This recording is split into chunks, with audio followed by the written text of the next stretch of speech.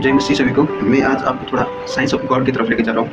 हम साइंस सबने पढ़ी है, मैंने भी साइंस पढ़ी है। तो इंसान के सोच और परमेश्वर की सोच में अंतर कैसे है, मतलब साइंस और परमेश्वर के ज्ञान में क्या अंतर है। मतलब साइंस बोलता है इतना सारा गैलेक्सी है, मतलब इतना सारा ब्रह्मांड है, पर पृथ्वी पे ही क्यों जीवन है? क्योंकि परमेश्वर ने पृथ्वी को आशीष दी। आप उत्पत्ति 1:15 देखिए, वहाँ पे लिखिए, और पे ज्योतियों आकाश के अंतर में पृथ्वी पर प्रकाश देने वाले भी ठहरे, और वैसा ही हो गया। तब परमेश्वर ने 2 बड़ी ज्योतियाँ बनाई, उनमें से बड़ी ज्योति को दिन पर प्रभुता करने के लिए और छोटी को ज्योति को रात को प्रभुता करने के लिए बनाए, और तारागण को भी बनाए।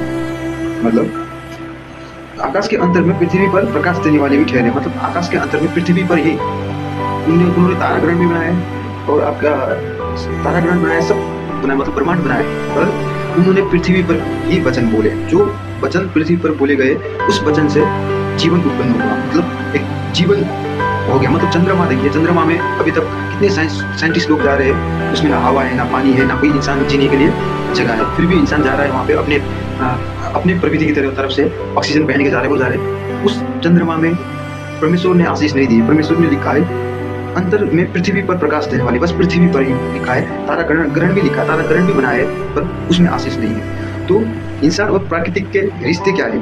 जैसे इंसान और प्राकृतिक का रिश्ता क्या है? इंसान प्रकृति बिना जी नहीं पा रहा है, तो प्रकृति भी इंसान बिना जी नहीं पाएगा।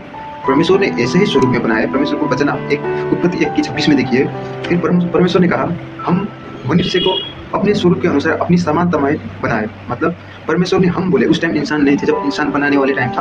परमेश्वर ने हम बोल के, वो जो प्रकृति थे उन्होंने जो रचना कर चुके थे, जो जल हो गया, जो बीज वाले पेड़ हो गए, सबको इकट्ठे बोले कि हम अपने स्वरूप में, जैसे हम सांस ले रहे ऑक्सीजन को कहाँ से आती है? पेड़ से आती है। हम पीते हैं जल को, क्या है? हमारा पेय पदार्थ है, हम उसके बिना जीवित नहीं रहते। तो हर चीज़ जो प्रकाश ज्योति है वो हमारे जीवन में कुछ काम कर रहा है। प्रकाश जितनी भी चीज़ है परमेश्वर ने बनाई, उस सबको आशीष दी। सब सजीव और निर्जीव वस्तु को, और सब सजीव और निर्जीव वस्तु मिल के मनुष्य को क्रिएट की, मनुष्य का उत्पत्ति की। तब हम संसार के सब पेड़ काट दें तो हम जिंदा नहीं रह पाएंगे। सब इंसान मर जाए तो ये दुनिया भी जिंदा नहीं रह पाएगा, ये पृथ्वी भी जिंदा नहीं रह पाएगा। परमेश्वर ने ऐसे दिमाग से क्रिएट किया मनुष्य को जो प्रकृति के समान स्वरूप बन जाए, तो हम कोई हिसाब से बन गए। और मैं ही सत्य हूँ, मैं ही मार्ग हूँ। परमेश्वर के एक वचन, ये दोनों रिश्ते के हमको जुड़ता है। मतलब परमेश्वर के एक वचन, हम सत्य को जब जानते हैं ना, तो हम उसको नहीं मानते। जैसे यीशु मसीह थे, वो सत्य को जानते थे।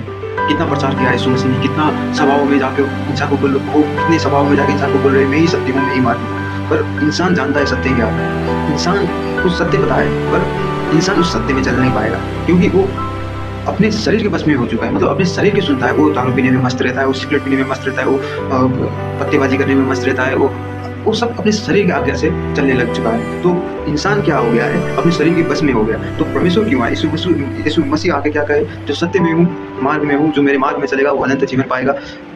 आप सत्य जान के उसके मार्ग में चलेंगे तो आपको जीवन का मेन उद्देश्य पता चल जाएगा। आमीन। तो आपको जब जीवन का उद्देश्य पता चल जाएगा तो आप अनंत जीवन पाएंगे, ऐसा एक जीवन जो आप कल्पना नहीं कर सकते। आप इस संसार की नहीं हो, आपको ये पता चल जाएगा कि आप इस संसार के नहीं हो और ये संसार मेरा नहीं है, मैं बस यहाँ थोड़ी दिन के लिए हूँ।